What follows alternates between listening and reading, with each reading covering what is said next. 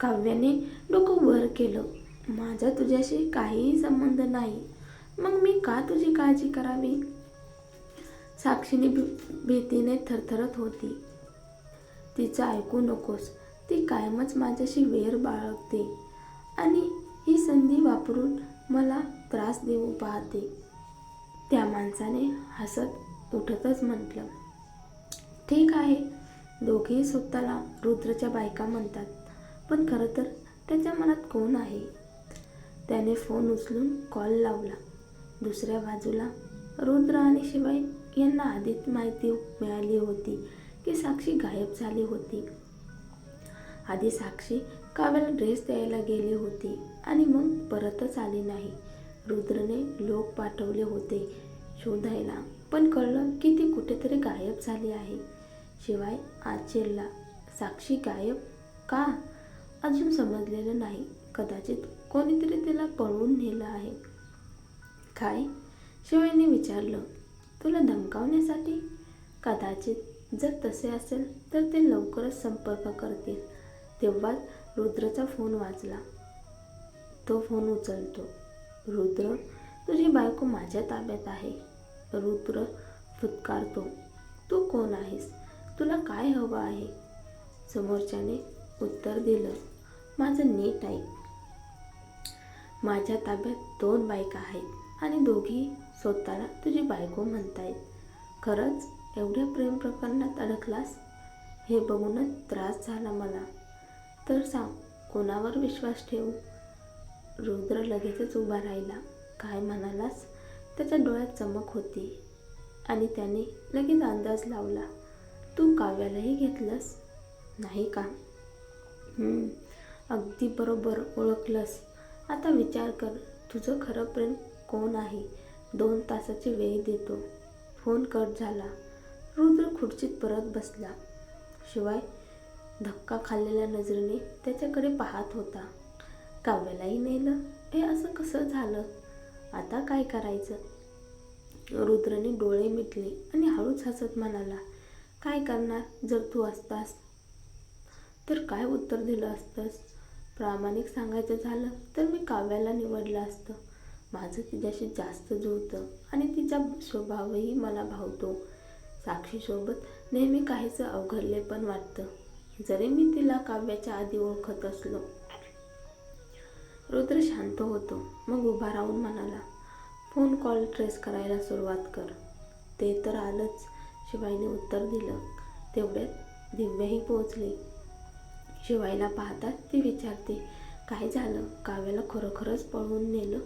शिवायने तिचं सांत्वन करत सांगितलं, घाबरू नकोस. कोणीतरी रुद्रला फोन करून धमकावलं. हे सगळं त्याच्यामुळेच घडले. पण मला खात्री आहे की तो लवकरच दोघींनाही वाचवेल. दोघींना म्हणजे साक्षी? हो, साक्षीलाही पळवून नेलं आहे. दिव्याने घाबरत शिवायचा हात धरलं. काय म्हणतोस? आता काय होईल काव्याचं? जर रुद्रने तिच्याऐवजी साक्षीला वाचवायचं ठरवलं तर? असं होईल का? एवढा कमी समजतेस का त्याला? शिवायच्या डोक्याला हलकासा झटका बसला. का नाही? तो साक्षीवर प्रेम करतो. मग काव्याची काय किंमत?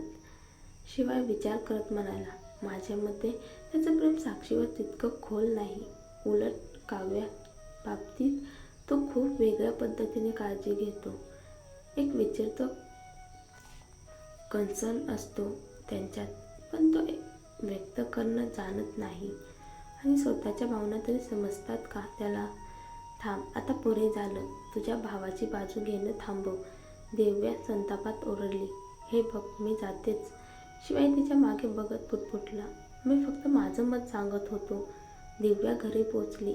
चैतन्य एक मोठं संकट आले. काव्याला पळवून नेलं आहे आणि हे सगळं रुद्रमुळेच घडलं. साक्षी आणि काव्याला एकत्र नेले. काहीतरी मार्ग काढ. चैतन्य हसला. तू भाऊ चैतन्य म्हणतेस म्हणजे काहीतरी नक्कीच गडबड आहे. माझी भीती आहे की रुद्र साक्षीला वाचवण्यातच लक्ष घालेल आणि काव्याला दुर्लक्षित करेल.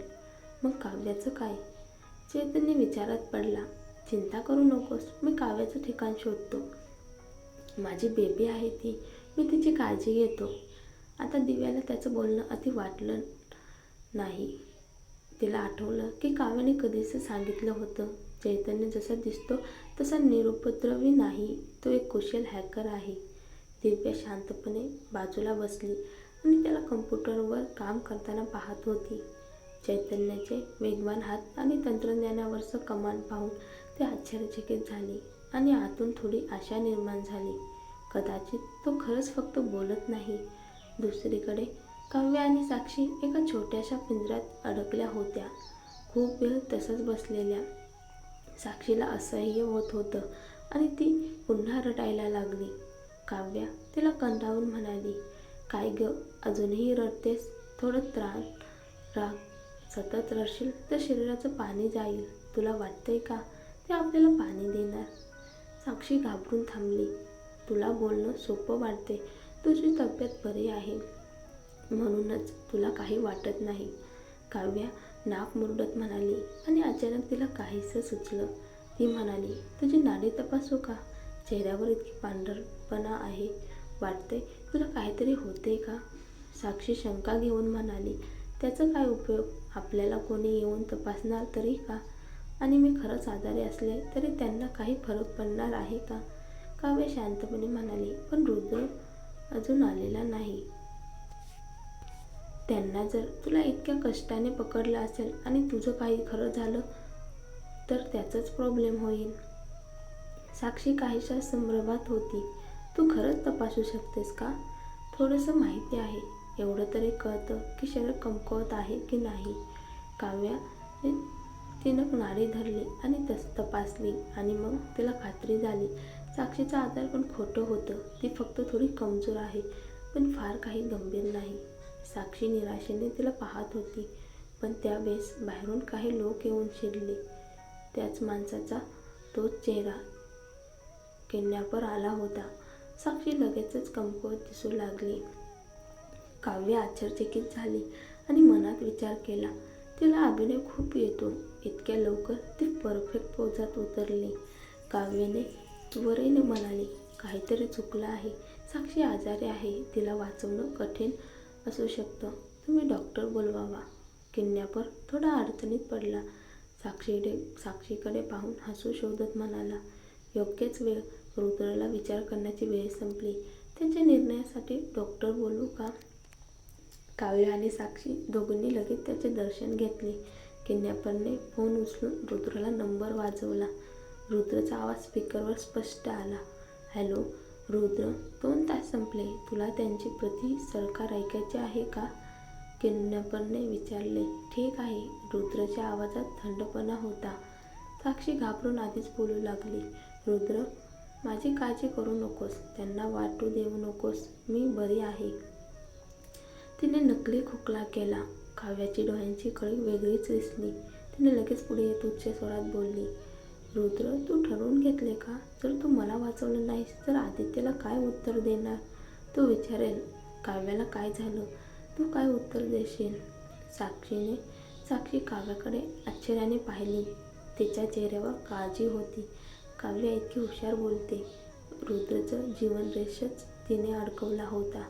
हो, आदित्यसाठी आणि त्याच्या आयुष्यासाठी मीही प्रार्थना करते. त्यात माझा काही भाग आहे. त्यामुळे त्याने माझ्या वतीने चांगलं जगायचं.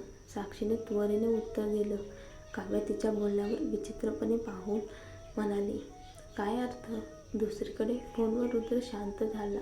किडनॅपर जोरात हसला.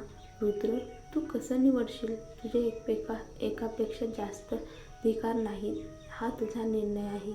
नुसता एक घेऊ शकतोस. उत्तर दिलं नाही तर मी त्यांना कुक्कुटानं भेट करून फेकून देईन. कुंकुटा भेटवून देईन. हा शब्द साक्षीच्या पायांना थरथरत लागवत होता. ती थेट त्या जमिनीवर गुंगी पडली. फोनवरून रुद्रचा आवाज आला, मलाच एक निवड करायची आहे, बरोबर ना? अगदी. 2 घ्या तर चालत नाही. मी माझा निर्णय घेतला आहे. आशा करतो की तुला पश्चाताप होणार नाही. हा रुद्र, तुला अजूनही वाटतं की तू मला धमक्या देऊ शकतोस? तुला कोणी आहे तेच कळत नाही. कसा धमकावशील? कोणीही असला तरीही मी तुझ्या ठिकाणी पोहोचेन आणि तुला भीषण मृत्यू देईन. ठीक आहे, तुझ्या लक्षात राहणंच किमान माझ्यासाठी एक यश आहे. किडनॅपर वेडे हसला. काव्याला विचार आला की किडनॅपर एवढा राग का धरून रुद्रकडे वळला आहे. इतका विकृतपणा. रुद्र पुन्हा एकदा खोल विचारात पडला. काव्य आणि साक्षी एकमेकांकडे पाहिले. हा तो क्षण होता जेव्हा रुद्रने निर्णय घ्यायचा होता. फोनवर थांबून रुद्र म्हणाला, साक्षी, मी साक्षीला निवडतो, त्याने सपाट ठाम आवाजात सांगितले. काव्याच्या हृदयात एक छानसा जागरण झाला. तिचे मन क्षणभर थांबले आणि मग हळू हसण्यास ते कोणच थांबवू शकत नव्हते. दुसरीकडे साक्षी आनंदात नाचू लागली.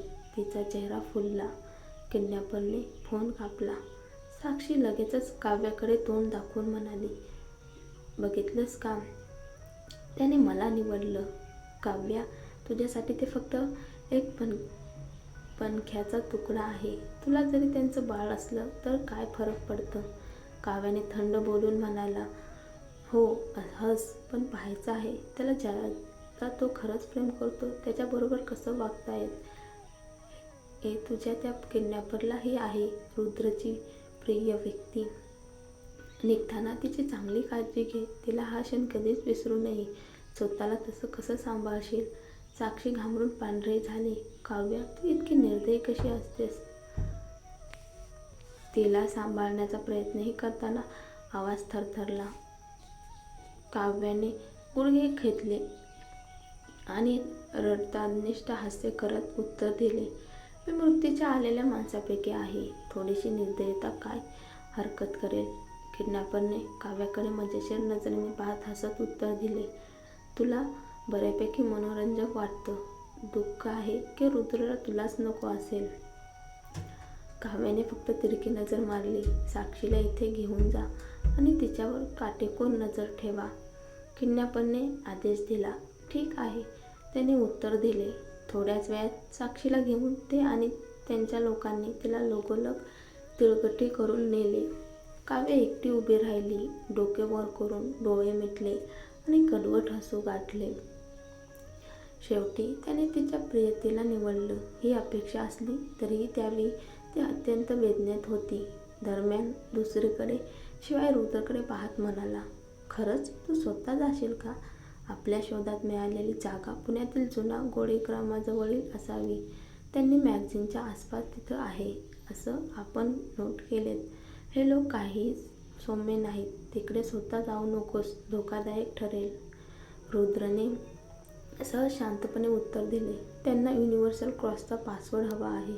तू पासवर्ड घेऊन जा आणि त्याचा बदल करून साक्षी परत आण. तिला लगेच रुग्णालयात दाखव. तिची प्रकृती खराब आहे. युनिव्हर्सल क्रॉसचा पासवर्ड हा त्या नेटवर्क कोअरचा सार्वत्रिक प्रवेश संकेत होता. हा सर्वोच्च गुपित होता. जो लोकांकडे असेल त्यांना कोअरमध्ये अगदी मोकळेपणाने प्रवेश करता येईल आणि जे हवं ते सर्व माहिती मिळवता येईल. त्याची अट होती की पासवर्ड एका तासाच्या आत बदलता येणार नाही, अन्यथा ते सौदा रद्द करतील. रुद्रने त्याची अट मान्य केली. शिवाय अजूनही त्याला जाऊ देण्यास तयार नव्हता. रुद्र पुढे पाहून म्हणाला, शिवाय साक्षीचा मृत्यू होऊ देऊ नकोस. ती आदित्यची जीवनदाता आहे. जर मी तिला वाचवायला मागे आले आणि ती मेली तर भविष्यात आदित्य जेव्हा मोठा होईल तेव्हा तो नक्कीच मला दोष देईल. कोणीतरी ज्याने कृतज्ञतेला चांगुलपणे परत न दिलं त्याला भविष्यात कुंबड भोगतावं लागेल. पण काव्याही मरू शकत नाही. तिचा मृत्यू झालाय तर मी माझ्या 2 मुलांना काय समजावीन. मी स्वतः तिला वाचवेन. हे सांगत रुद्रने डोकं वळवता पुढे निघाला. त्याने ड्रॉवर उघडला, हातात हँडगन घेतलं आणि बुलेटप्रूफ चेस्टर पहनली. शिवाय मागून डोळे भरून तिथंच उभा राहिला. शब्द नव्हते. रुद्र कारमध्ये बसला. त्यांनी आतडिक पत्त्यावरून पुण्यात त्यांची लोकेशन बघितली होती. रुद्रने भरभरून हँडगन स्पर्श केलं आणि स्वतःशीच म्हणाला, काव्या, तुला जिवंत राहावं लागेल. तू माझ्यापेक्षा आधी नाही मरणार. आता तू मला शाप दे. ठीक आहे, पण जिवंत राहून मला स्वतः माहीत आहे का. त्याने ओठ चावले. अचानक त्याला समजलं की त्याने दोघींना वाचवायचं आहे, परंतु आधी त्याला साक्षीची देवाणघेवाण करून साक्षीला परत आणायचं आहे. ही गोष्ट काव्यासाठी नव्हती तर साक्षीसाठी होती. जर साक्षी तिथेच राहिली तर कदाचित तो इतका ठाम राहणार नव्हता. कार फिरवताना ऋतूच्या मनात केवळ एकच विचार होता. काव्याला वाचवण्याची प्रेरणा आता पुन्हा जागी झाली होती.